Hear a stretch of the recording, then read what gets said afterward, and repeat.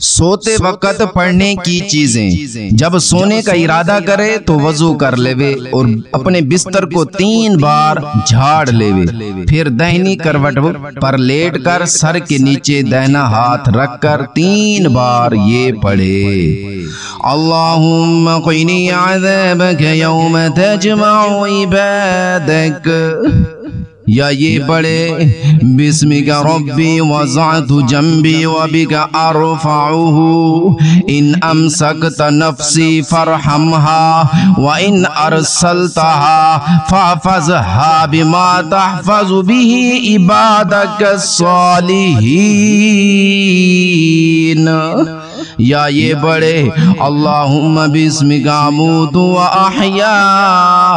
اس کے علاوہ 33 بار سبحان اللہ، 33 بار الحمدللہ اور 34 بار اللہ اکبر بھی پڑھے۔